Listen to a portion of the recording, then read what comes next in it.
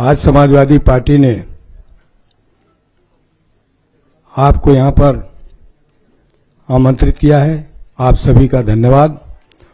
और इस प्रेस वार्ता में समाजवादी पार्टी की लखनऊ की महापौर की प्रत्याशी श्रीमती वंदना मिश्रा जी भी हैं।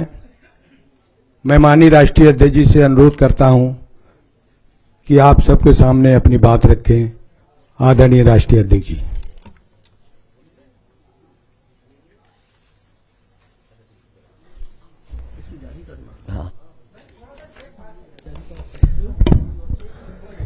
मैं चाहता हूं पहले मेयर की प्रत्याशी 1 मिनट अपने अपील कर दें। बस 1 मिनट बोल दीजिए आप।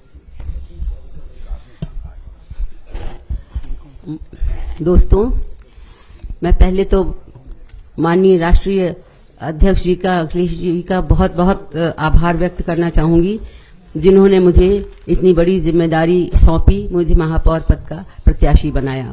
मैं बहुत हृदय से आभारी हूं। मैं आप लोगों से क्या कहूं, आप सब तो मुझे अच्छी तरह जानते हैं। देखिए, ये महापौर पद का इलेक्शन बहुत बहुत महत्वपूर्ण है और लखनऊ शहर जहां आने के लिए लोग लालायित रहते थे, जिसे विलियम रसेल ने कहा था कि ये पेरिस, रोम, लंदन किसी भी शहर से ज्यादा खूबसूरत है, उस जमाने में 1857 में, उसको अब गार्बेज सिटी बना दिया गया है। तो इस शहर की गरिमा हमको वापस लानी है, इस शहर के निवासियों की गरिमा हमको वापस लानी है। इसी बात का ये इलेक्शन है। सारी नागरिक सुविधाएं जो नगर निगम की जितनी जिम्मेदारियां हैं, तो स्वास्थ्य संबंधी, शिक्षा संबंधी, सफाई संबंधी, पेयजल वगैरह वगैरह, आप सब जानते ही हैं। तो इन सारी सुविधाओं को हमें बहाल करना है, उनको अंतर्राष्ट्रीय स्तर पर लाना है और लखनऊ को फिर से हमको अंतर्राष्ट्रीय मानचित्र पर वही जगह दिलानी है जो उसकी थी, उसकी साझी विरासत, उसकी गंगा जमनी तहजीब, ये सब भी हमको वापस लानी है। तो इसके लिए मैं आप सबका बहुत बहुत सहयोग चाहती हूँ। धन्यवाद। धन्यवाद अध्यक्ष वंदना जी। अब मैं माननीय राष्ट्रीय अध्यक्ष जी आपसे वार्ता करें उसके पहले सूचना देना चाहता हूं कि आज प्रदेश के मतदाताओं के समक्ष आप सबके माध्यम से समाजवादी पार्टी की अपील भी माननीय राष्ट्रीय अध्यक्ष जी द्वारा जारी की जाएगी। अपील जारी कर रहे हैं।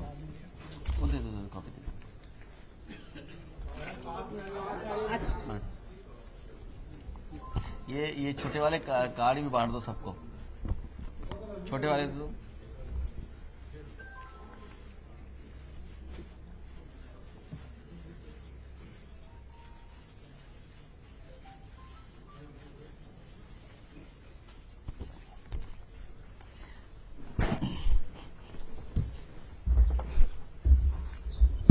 ये वाले सबको दे दो। मैं अपने प्रेस के लोगों का बहुत धन्यवाद देता हूं।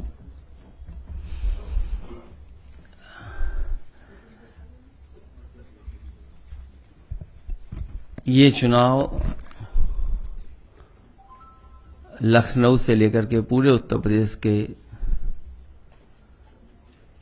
नगर निगम, नगर पालिका और टाउन एरिया का चुनाव होने जा रहा है। बहुत महत्वपूर्ण चुनाव इसलिए बन जाता है कि आज हमारे शहर बढ़ते चले जा रहे हैं और जिस तरीके से गांव में जो सुविधाएं मिलनी चाहिए, सुविधाएं मिल रही हैं, लेकिन शहरों में आबादी बढ़ती चली जा रही है और शहर की जो समस्याएं हैं, खासकर जितनी भी समस्याएं, सब भारतीय जनता पार्टी की देन है। सबसे ज्यादा, सबसे लंबे समय तक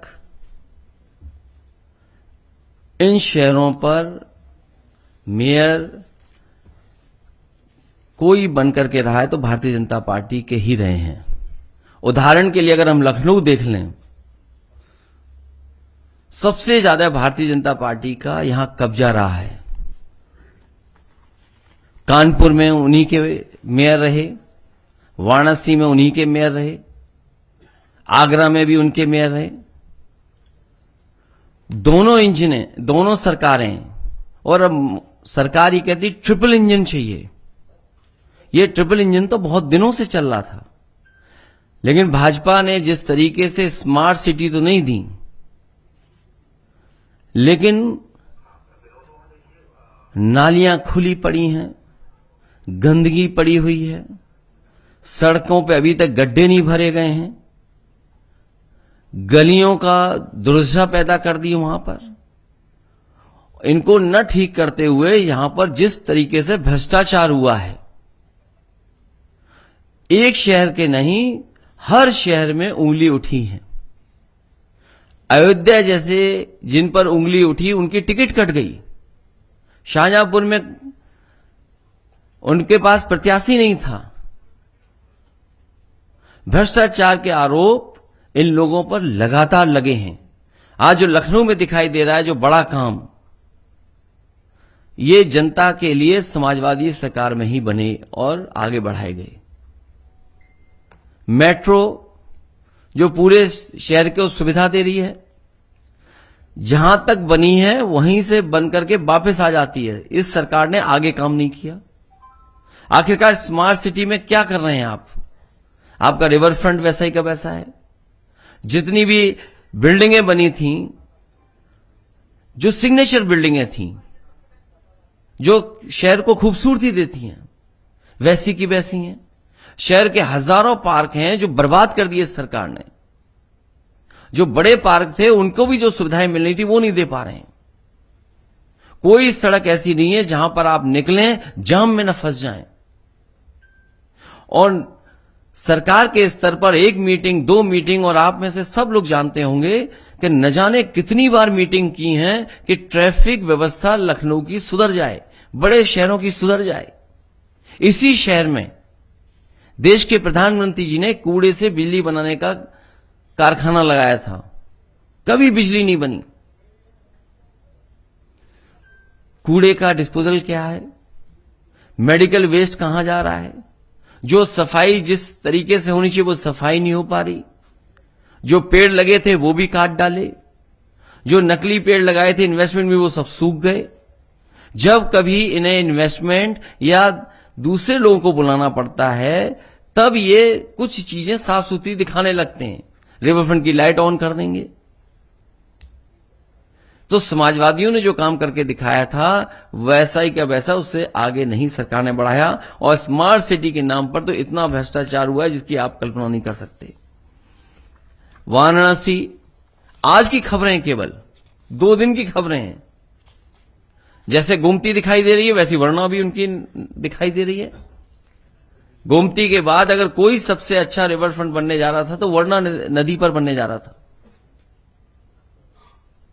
वो भी वैसे ही का वैसा है। कूड़े को लेकर के न जाने कितनी चिंता थी सरकार को, कूड़े के न इंतजाम किया है, न सॉलिड वेस्ट मैनेजमेंट का कुछ किया इन्होंने। धूल धक्कड़ शहर में इतना उड़ रहा है और साथ ही साथ इतना हॉर्न बजता हुआ दिखाई दे रहा है जिसकी कल्पना नहीं की जा सकती। तो जो बुनियादी मुद्दे शहर के थे उन मुद्दों से ध्यान हटाने के लिए सरकार न जाने किन मुद्दों पर बहस छिड़ रही है। हमारा समाजवादियों का मानना है कि शहर साफ सुथरे बने, शहर अच्छे हों, और इसीलिए हम लोगों ने निकाय चुनाव में किन मुद्दों पर बहस करना चाहते हैं वो बहस के लिए हमने मुद्दे रखे हैं। मुझे उम्मीद है कि शहरी चुनाव में जो मतदाता निकलेंगे और जहां जहां समाजवादी पार्टी के प्रत्याशी लड़ रहे हैं उनको भारी बहुमत से जिताने का काम करेंगे। जिस तरह की स्मार्ट सिटी की सरकार बात कर रही है कि स्मार्ट सिटी बहुत तेज आगे बढ़ रहा है, काम बहुत तेज चल रहा है, 2027 तक बता रहे हैं स्मार्ट सिटी बन जाएगा, पहले 2022 तक बता रहे हैं। जो शहरों से जानवर न हटा पा रहे हों, तारीख के बाद तारीख बदल रहे हों, और जो अधिकारी जिनकी जिम्मेदारी थी उसके अलावा अधिकारी लगाए गए थे, आईएएस स्तर के अधिकारी लगाए गए थे जिससे जानवर शहर से हट जाएं। आखिर उन अधिकारियों ने क्या काम किया है? और यही स्मार्ट सिटी में केवल 1-2 बिंदु नहीं है। आपका ट्रैफिक मैनेजमेंट, पब्लिक ट्रांसपोर्ट के लिए आपने क्या काम किया है? जो आपकी मेट्रो लखनऊ की थी या जो वाराणसी में बनने जा रही थी, कानपुर की मेट्रो थी, आगरा की मेट्रो थी, उन मेट्रो को क्यों आगे नहीं बढ़ाया? लखनऊ की मेट्रो केवल उतना ही वहीं तक जाती है जितना समाजवादी सरकार में काम हुआ था, उसके बाद वापस आ जाती है। गोमती में खुले नाले पड़े हुए हैं, केवल 900 मीटर रिवर फ्रंट और बन जाता, डायफ्राम और बन जाता तो एक भी नाला गोमती में न गिरता, पूरी साफ सुथरी नदी शहर से निकल रही होती। उस रिवर फ्रंट को बर्बाद कर दिया। सॉलिड वेस्ट मैनेजमेंट के नाम पर, कलेक्शन के नाम पर भ्रष्टाचार कितने बड़े पैमाने पर, और उसी का परिणाम है कि उन्हें अपने मेयरों की टिकट काटनी पड़ी। अयोध्या के मेयर की इसलिए काटी कि रजिस्ट्रेशन में और रजिस्ट्री में कितने बड़े घोटाले हुए वहां पर जमीनों को लेकर के। हालांकि विषय वो नहीं है, लेकिन तालाब कितने कब्जा करा दिए बीजेपी की सरकार ने। शहर के जितने भी तालाब थे सब कब्जा करा दिए। आखिर किस रियल स्टेट और रियल जो कारोबार करने वाले हैं या जो बिल्डर्स हैं, किससे सरकार मिली हुई है? कौन लोग हैं इसके जिम्मेदार? और कोई 5 साल से मेयर नहीं, न जाने कितने साल से मेयर इनके यहां पर हैं। सरकार इनकी, दिल्ली की सरकार इनकी, यूपी की सरकार इनकी। उसके बाद बजट की क्या कमी? अगर स्मार्ट सिटी में 50% दिल्ली से आना था, 50% यूपी सरकार को देना था, तो आखिर वो पैसा कहां लगाए? किस गली में लगाया उन्होंने? सर, निकाय चुनाव को लेकर कल बीजेपी ने एक सॉन्ग को ट्वीट किया जिसमें आप ही दिख रहे हैं, आप ही के विजुअल्स दिखाई दे रहे हैं, गाना उसको सुनाई दे रहा है, वो थीम आप ही के गाने से उठाई गई है। उसको लेकर सपा के तमाम नेता ट्वीट करके कह रहे हैं कि लीगल एक्शन इस पर सपा नहीं। क्या कहते हैं उस गाने को लेकर? देखिए, वो गाना भारतीय जनता पार्टी ने, और जिसके हैंडल से सबसे पहले आया है, official handle Bharatiya Janata party का है। उसके बाद भारतीय जनता पार्टी के जो शीर्ष नेता हैं उनके सबसे करीबी व्यक्तियों की तरफ से आया। वो इसलिए आया कि जो बुनियादी मुद्दे हैं उनसे ध्यान हट जाए। इन्हें जिस तरीके से महंगाई का सामना करना पड़ रहा है जनता को, शहर में रहने वाले लोगों को, आटे की कीमत क्या है, दाल की कीमत क्या है, आज उन्हें अगर खाने का सामान खरीदना किस कीमत में खरीदना पड़ रहा है, हाउस टैक्स बढ़ा रहे हैं आप, हाउस टैक्स लगातार बढ़ा रहे हैं आप। तो जो महंगाई से ध्यान हट जाए, जो सफाई की जिम्मेदारी बीजेपी की सरकार की थी, वो सफाई पे ना कोई सवाल पूछे, इसीलिए जानबूझ करके ध्यान हटाने के लिए इन सवालों को खड़ा किया जा रहा है। और सीसीटीवी कैमरे हैं, आप देखिए किस तरीके से लॉ एंड ऑर्डर कैसा है यहां पर। वो आंकड़े जो दिखाई दे रहे हैं वो हमारे आंकड़े नहीं है, वो आंकड़े तो सरकार के आंकड़े हैं।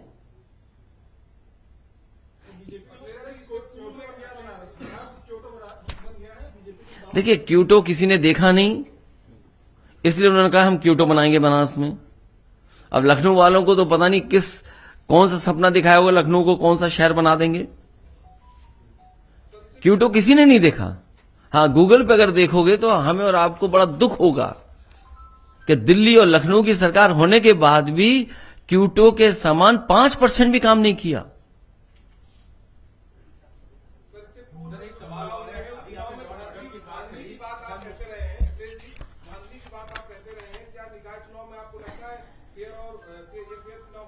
देखिए, स्मार्ट सिटी में क्या होना था, जल आपूर्ति होनी है पूरी 100%। आपकी बिजली समस्या 24 घंटे मिलनी है, कोई तार वार टूटे नहीं दिखाई देने, 24 घंटे बिजली उपलब्ध हो शहर को। ठोस वेस्ट मैनेजमेंट हो। कितना वेस्ट मैनेजमेंट कर पा रही है सरकार? जो पब्लिक ट्रांसपोर्ट हो वो neat and clean public transport हो। आप बताइए, समाजवादी सरकार में जो मेट्रो आई है उसके अलावा इनके पास पब्लिक ट्रांसपोर्ट कौन सा दिखाई दे रहा है? गरीबों के आवास हों, कितने गरीबों को आवास दे दिए इन्होंने? आईटी कनेक्टिविटी जो आज लखनऊ में दिखाई दे रही है वो समाजवादियों की देन है। और आपको याद होगा जिस समय जियो का लॉन्च हुआ था हजरतगंज में, उस समय वाईफाई फ्री था और आज भी वाईफाई फ्री होगा। ये स्मार्ट सिटी का पार्ट है। ये किसकी देन है? समाजवादियों की देन है। ई गवर्नेंस कहां पहुंची है और पर्यावरण को लेकर के क्या इन्होंने विकास किया? सस्टेनेबल ग्रोथ पे और सस्टेनेबल गोल्स को अचीव करने के लिए तो विधानसभा में पूरी रात बैठाया इन्होंने। कितना ट्रैफिक मैनेजमेंट है, कितनी नागरिक सुरक्षा है। अभी कुछ दिन पहले वीडियो चल रहा था, एक बहन के साथ किस तरीके से रिवॉल्वर लगा करके छीन के ले गया। और हेल्थ और एजुकेशन, आप देखिए अस्पतालों की हालत क्या है। और जानबूझ कर के सरकार चाहती है कि प्राइवेट अस्पतालों में गरीब जाए, सरकारी अस्पतालों में इलाज न मिल पाए। ये स्मार्ट सिटी के मानक हैं जिन पे खड़ा होना था सरकार को। सरकार ने क्या काम किया स्मार्ट सिटी को लेकर के?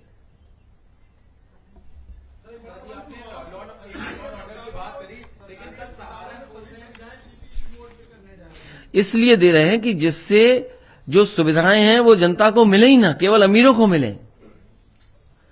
पीपीपी पे आखिर कर ही देंगे, योजनाएं डाल देंगे, तो बिना मुनाफा कमाए कैसे होंगी वो चीजें? अगर एक भी इनकी पीपी पर योजना जमीन पर उतरी हो तो बता दें हमें आप। एक भी योजना उतार ली हो जमीन पर। देखिए, वो अभी चुनाव स्मार्ट सिटी पर है। कम से कम इस स्मार्ट सिटी पे तो बताएं। जो सवाल आपने पहले पूछा था क्यूटो का, ये बताएं वाराणसी क्यूटो बनेगा कि नहीं बनेगा? कानपुर जैसा महानगर, आगरा जैसा बड़ा शहर, मेयर इनका है। मेट्रो समाजवादियों की देन है आगरा में। आगरा में वर्ल्ड के टूरिस्ट आते हैं। क्या सुविधाएं दी आपने? सहारनपुर में क्या सुविधाएं दी हैं आपने? आप मेरठ में बताओ क्या सुविधाएं दी आपने? चुनाव इसका है। और फिर छापे के नाम पर, जीएसटी के नाम पर कितना व्यापारियों को परेशान किया। जब शुरू आवाज उठी तो उन्होंने चिन्हित किया कि किसको देना, किसके यहां छापा मारना है। अगर वो विरोधी पार्टी के तो उनके यहां छापा पड़ेगा। चिन्हित कर करके छापा मारा गया।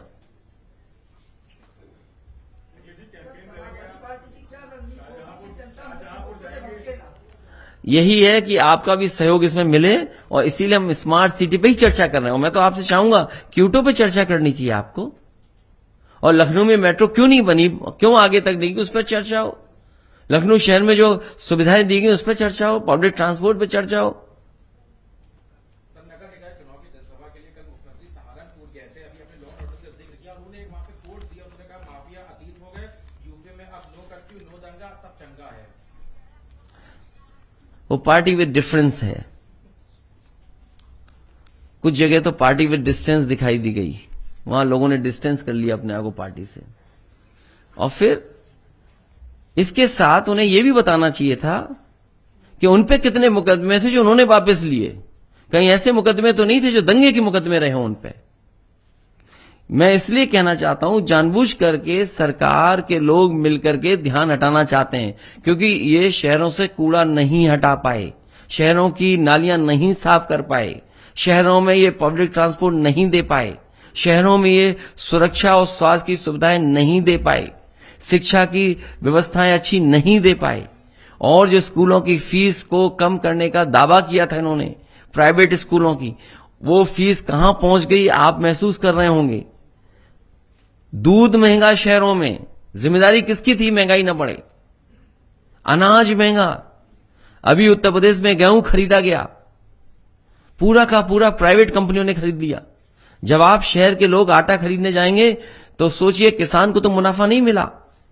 जिसने गेहूं खरीदा और जिसका पैक होकर के आटा आएगा, असली मुनाफा उसके हाथ में जा रहा है। इन सवालों पर जनता ध्यान न दे, इन सवालों पर जनता चर्चा न करे, इसीलिए उनके भाषण दूसरी दिशा में हो रहे हैं। हमारी कोशिश होगी कि जो शहर की सुविधाएं हैं, हमारे कस्बे शहर जो बर्बाद हो रहे हैं, उस तरफ ध्यान देना है। और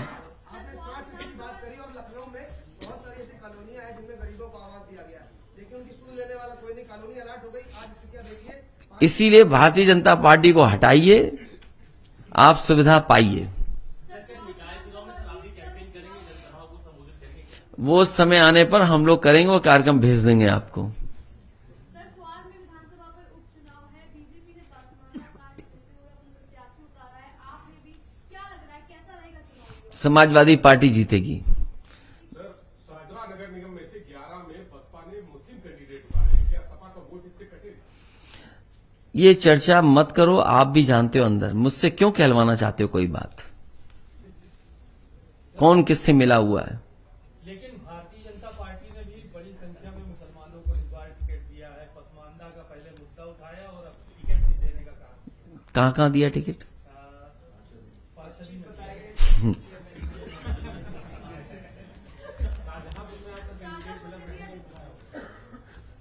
शाहजहांपुर में हमारा पार्टी का प्रत्याशी है, उनको तय किया है राठौड़ समाज से, वो लड़ेंगी चुनाव। सर, आपने कानून व्यवस्था को भी लेकर इस मामले में बात की, निकाय के चुनावों को लेकर। 2 हत्याकांड उत्तर प्रदेश में पिछले जो गुजरे हैं उनको लेकर लगातार चर्चा है। उद्देश्यपाल हत्याकांड फिर जिस तरीके से अतीक का पुलिस की हिरासत में गिरफ्तारी है और जांच के दौरान हत्या हो गई, कैसे कानून व्यवस्था को देखते हैं? सिस्टम फेलियर, कानून व्यवस्था से ऊपर बात चली गई, कोई सुनने वाला नहीं, कोई संस्था नहीं बची।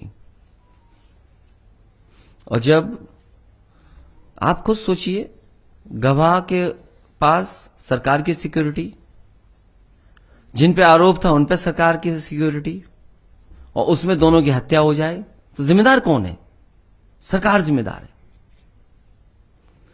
इसीलिए मैं आपसे कहना चाहता हूं, ध्यान न हटाएं। आप बुनियादी सवाल जो भ्रष्टाचार भारतीय जनता पार्टी के लोगों ने मिलकर के शहरों को बर्बाद करने में किया, उसी पर रहिए। कूड़ा भरा पड़ा है, आप इकट्ठा गाड़ी से निकल जाएं, किसी ऐसी कोई जगह नहीं जहां जाम में ना आप फंस जाएं।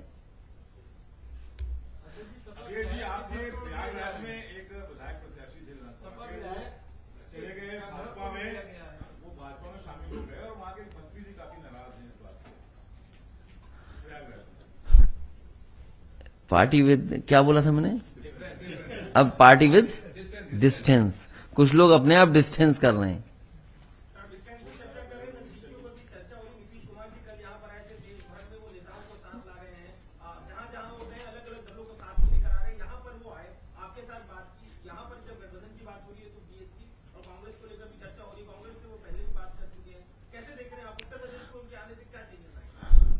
ये नगर निकाय की बात करना है इस पर।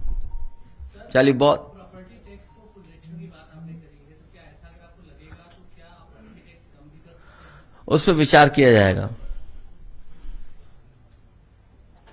चुनाव फेयर हो, इसको लेकर मैंने सवाल पूछना था कि आपको लगता है कि पूर्व में चाहे पंचायत का चुनाव रहा हो, भाजपा की कोशिश तो होगी कि अपने सरकार की ताकत को लगा दें, लेकिन जनता इस बार तैयार है उनको हटाने के लिए। सपा के उम्मीदवार को भाजपा ने अपना उम्मीदवार बना दिया, क्या लग रहा है? मतलब उनके कैडर के मन पे कैसे चल रहा होगा? या कैडर की कमी पड़ जा रही है, ऐसा क्यों कर रही है भाजपा? दिवालियापन है उनका, दिवालियापन है।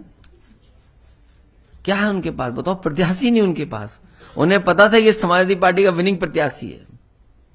क्या लालच दिया होगा ये तो आप ही बता सकते हैं। बीजेपी की तस्वीरें नहीं देखी आपने गुटबाजी की? अभी वो पूछा था इधर सवाल किसी ने, कितनी गुटबाजी वहां, उसकी चर्चा नहीं, लेकिन शहरों की जो सुविधाएं मिलनी चाहिए थी वो भारतीय जनता पार्टी नहीं दे पाई। डबल इंजन की सरकार नहीं दे पाई। पूरा नगर निगम का पैसा भ्रष्टाचार के चढ़ गया, सब लूट हुई, बर्बाद कर दिया। उसी का परिणाम है कि गलियां नहीं सुधरी, आज भी गड्ढे शहरों में, कूड़ा भरा पड़ा है, जानवर भरे पड़े हैं, ट्रैफिक मैनेजमेंट नहीं है, पब्लिक ट्रांसपोर्ट नहीं है, और सब चीज से ध्यान हटाने के लिए, खासकर महंगाई और गरीबी से और बेरोजगारी से जानबूझ करके कुछ और मुद्दों को उछाला जा रहा है। सर, राहुल गांधी भी जातीय जनगणना की बात कर रहे हैं। खुशी की बात है, जातीय जनगणना होनी चाहिए। ये समाजवादियों का बहुत पुराना मुद्दा है। अब शुरू करेंगे कहीं से तो। बहुत धन्यवाद है, बहुत धन्यवाद।